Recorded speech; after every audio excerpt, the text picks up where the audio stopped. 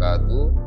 Perkenalkan, saya Mirwan, dosen program studi Hukum Ekonomi Syariah, Fakultas Syariah dan Ekonomi Islam, Universitas Ibrahimi.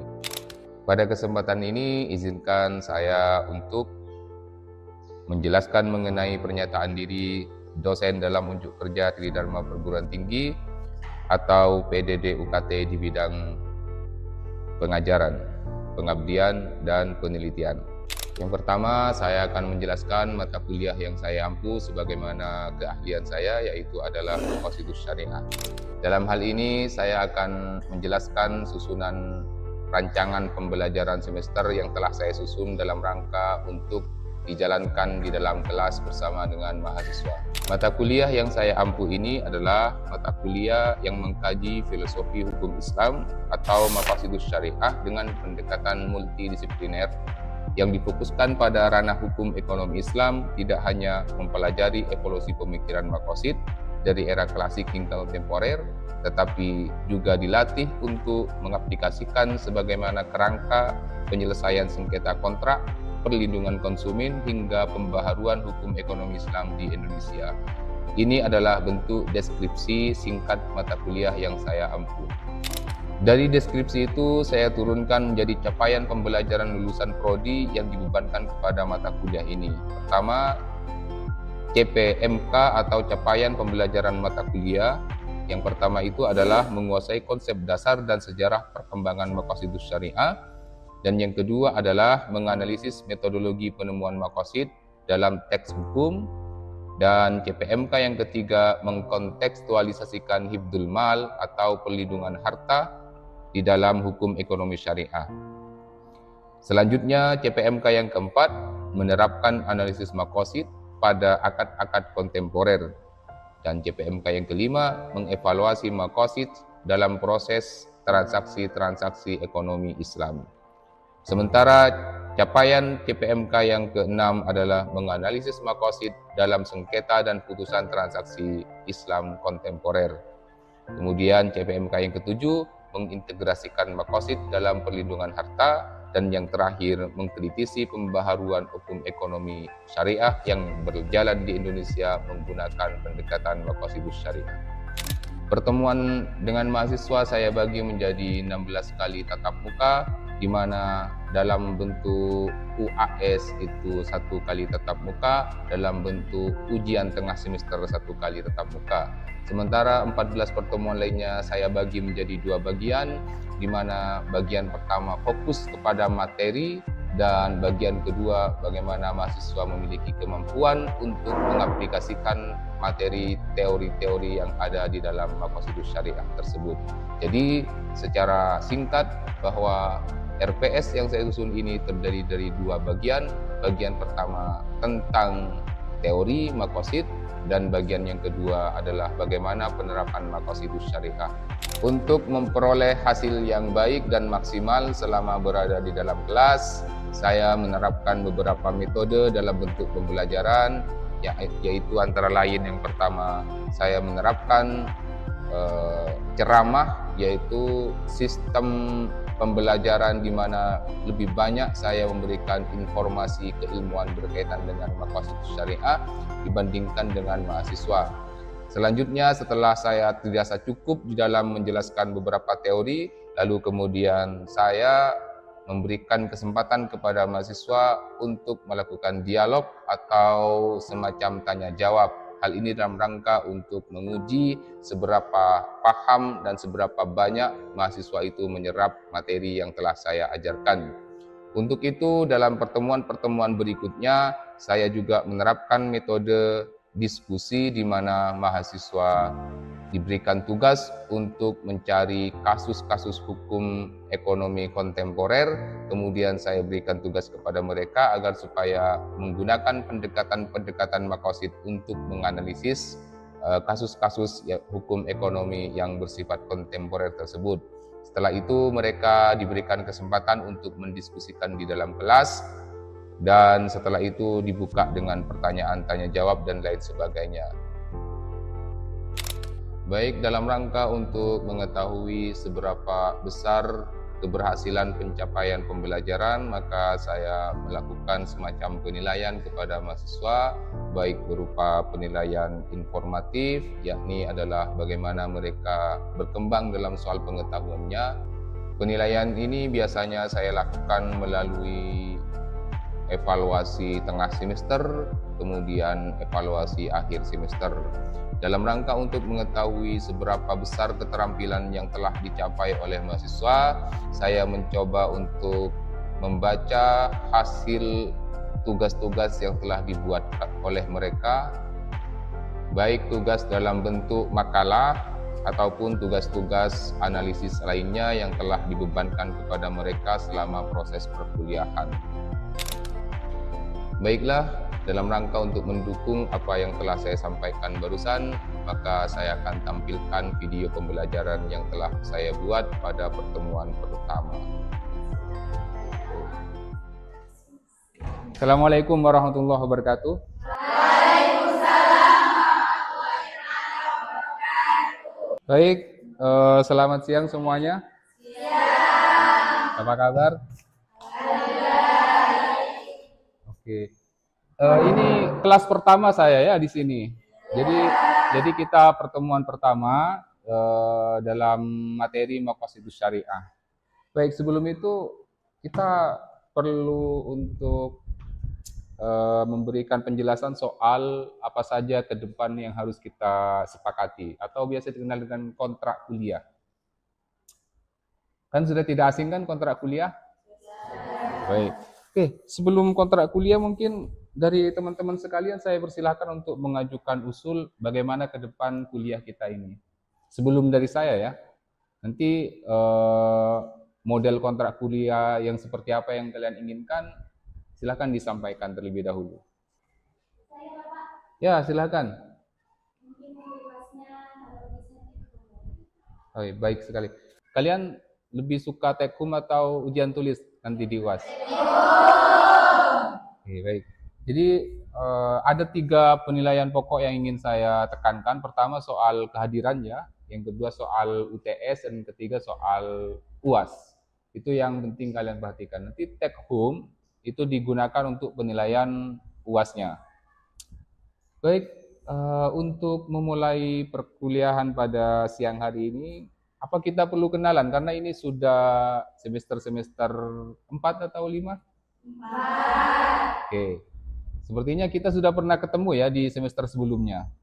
Jadi kita langsung saja masuk kepada materi pembelajaran pada siang hari ini, yakni Maqasidus Syariah.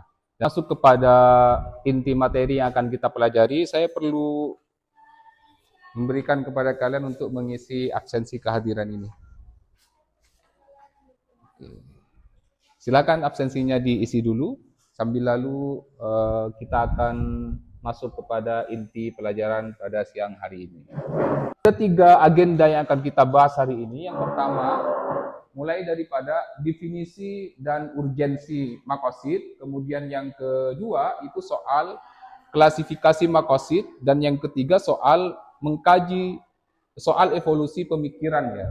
Jadi tahap pertama itu soal definisi dan urgensi, dan tahap kedua itu soal klasifikasi, dan soal yang ketiga adalah evolusi pemikiran. Dalam konteks definisi, kita akan memahami terminologi dasar dan pentingnya maqasid dalam dinamika ijtihad hukum Islam. Setiap awal pertemuan itu kan kita penting memahami apa yang dimaksud dengan maqasid ya, atau biasa saya katakan dalam pelajaran ilmu mantik yang kemarin-kemarin itu, kita perlu mentasawur, memahami definisi. Nah, secara definisi Maqasidus Syariah itu berasal dari kata tujuan, maksud atau sasaran, dan syariah. Maksud itu maksud ya. Dalam bahasa Arab itu maksud. Kemudian syariah itu adalah jalan menuju sumber atau air, menuju hukum Allah. Dan yang maksud dengan Maqasidus Syariah secara terminologi adalah tujuan-tujuan yang ingin dicapai oleh syariat dalam menetapkan suatu hukum bagi kesejahteraan manusia. Inti dari maqasid adalah mewujudkan kebaikan dan menolak kerusakan.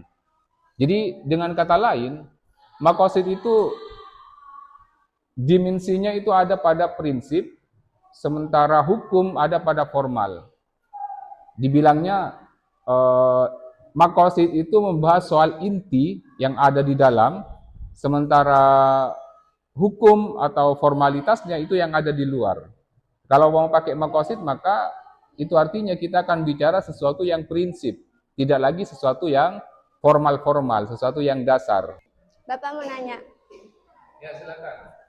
Ini kan Bapak tadi menerangkan bahwa maqasid itu bukan sifatnya formal, akan tetapi non formal.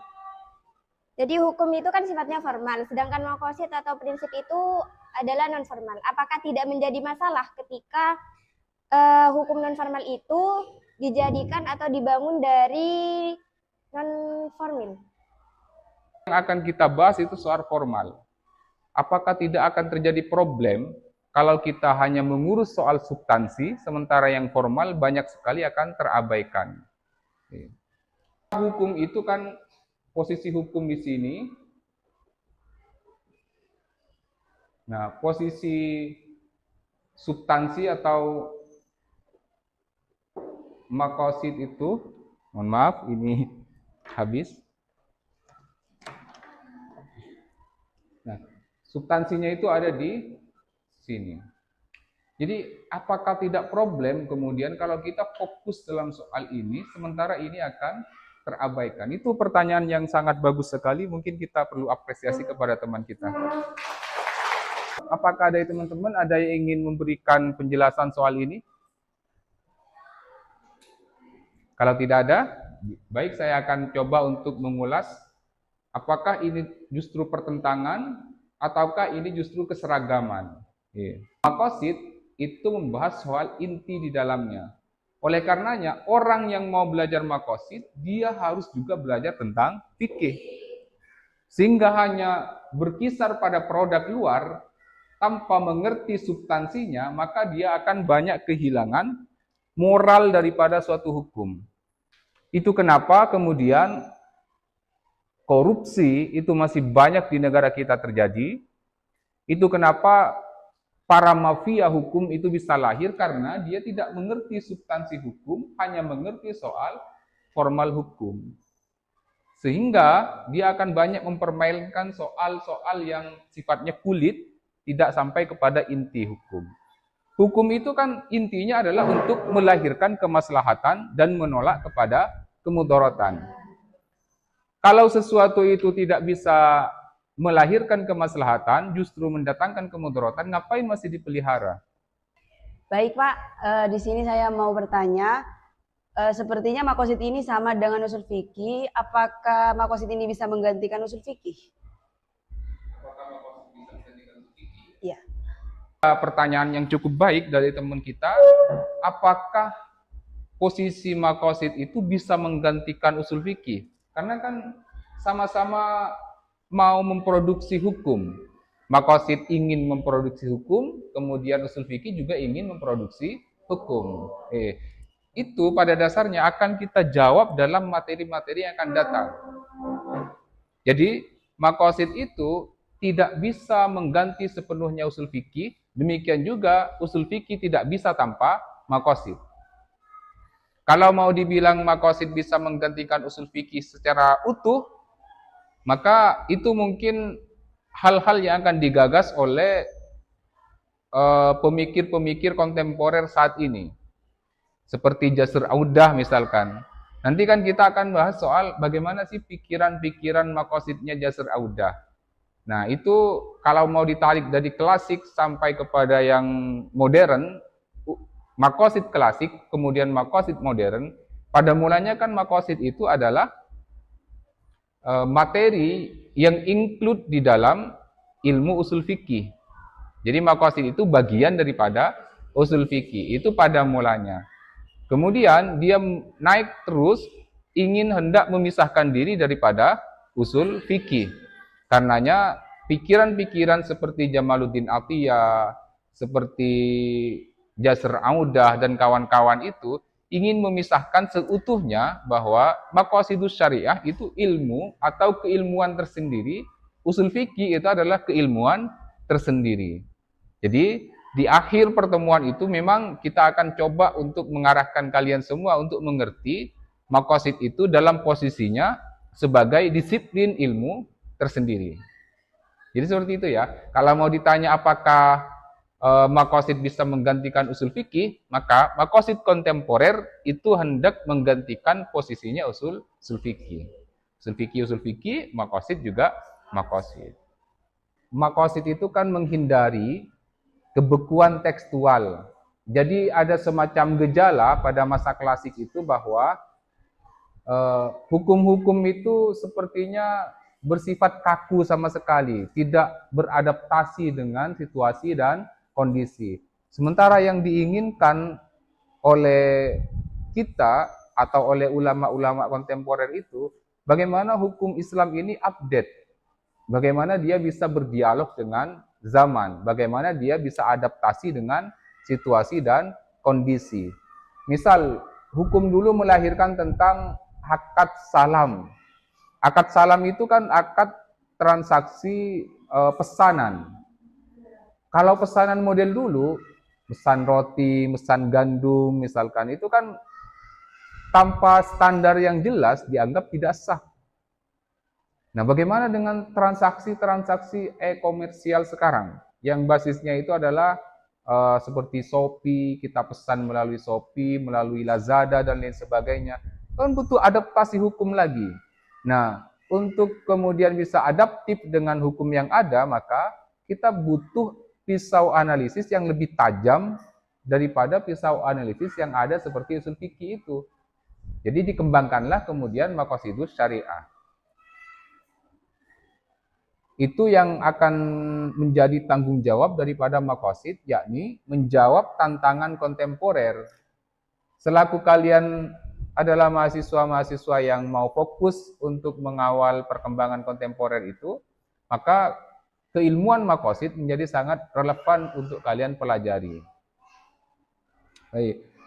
Yang berikutnya, urgensi maqasid dalam ijtihad itu adalah untuk memberikan perlindungan ekosistem transaksi, memastikan setiap transaksi syariah bebas dari unsur kezaliman, goror, riba, demi melindungi harta. Kan yang hendak diusung oleh maqasid itu adalah hifdul mal, ya, hifdul mal. Bagaimana kemudian harta yang kita miliki itu tidak hanya harta-harta yang menumpuk, tidak hanya harta yang banyak, tapi kehilangan unsur syariahnya. Nah, untuk itu maka kita penting mengevaluasi setiap transaksi-transaksi yang kita lakukan melalui pendekatan maqasidus syariah. Hukum. Nah, tujuan umum itu biasanya dibagi menjadi 5 kategori itu. Apa itu? Hifdud din, hifdul nafas, hifdul akal, hifdul mal, dan hifdul erdi, ya. Oke. Menjaga agama itu disebut dengan hifduddin, menjaga jiwa disebut dengan hifdun nafas, menjaga akal disebut dengan hifdul akal, kemudian menjaga keturunan disebut dengan hifdun nasab, kemudian menjaga harta disebut dengan hifdul mal. Nah, untuk fokus kepada konsep maqasidus syariah yang berbasis hukum ekonomi, maka kita akan mendalami soal hifdul malnya. Tapi jangan lupa bahwa hifdul mal ini juga menjadi penguat daripada hifduddin. Karena harta yang didapatkan tidak berdasarkan prinsip-prinsip syariah, sudah pasti dia adalah harta yang masuk kategori haram. Dalam artian, kalau harta yang kita dapatkan itu tidak berbasis maqasid atau tidak berbasis dengan syariah, maka kita dengan secara tidak langsung sudah menghancurkan agama, yaitu adalah merusak agama. Harusnya kan hifduddin, tapi kemudian kita dalam memperoleh harta ternyata tidak dengan cara syar'i, maka kemudian secara tidak langsung kita dianggap merusak keberagamaan kita. Saya kira demikian penjelasan saya. Apakah mungkin dari teman-teman ada yang masih keberatan dengan argumen yang saya sampaikan? Berarti cukup ya? Baiklah. Pertemuan ini kita simpulkan bahwa maqasidus syariah itu memang membahas soal substansi. Tapi jangan lupa, di balik substansi itu juga kita jangan meninggalkan sesuatu yang formal, yaitu adalah fikih. Jadi perpaduan antara fikih dengan maqasid, kemudian perpaduan antara yang formal dengan yang substansial, itu akan menciptakan hukum yang stabil baik secara moral maupun secara konstitusional. Dan di pertemuan berikutnya kita akan membahas soal bagaimana perkembangan maqasid untuk selanjutnya. Seperti yang saya sampaikan tadi, mulai dari maqasid klasik sampai kemudian maqasid yang kontemporer. Sebelum itu, kalian perlu untuk mencatat bahwa di pertemuan itu tolong disiapkan siapa saja pemikir-pemikir maqasid yang ada pada masa kontemporer dan apa saja prinsip-prinsip materi yang hendak mereka ajukan sebagai bentuk justifikasi daripada maqasid sebagai ilmu tersendiri yang terpisah dari usul fikih. Apakah ada pertanyaan berikutnya yang ingin kalian sampaikan? Mari kita akhiri pertemuan pada siang hari ini. Mudah-mudahan apa yang kita sampaikan pada siang hari ini bisa menjadi pikiran-pikiran yang bagus ke depan, kemudian kalian siap untuk menganalisis hukum-hukum yang berbasis hukum Islam. Terima kasih saya sampaikan. Akhirul kalam. Wabillahi taufiq wal hidayah. Assalamualaikum warahmatullahi wabarakatuh. Waalaikumsalam warahmatullahi wabarakatuh.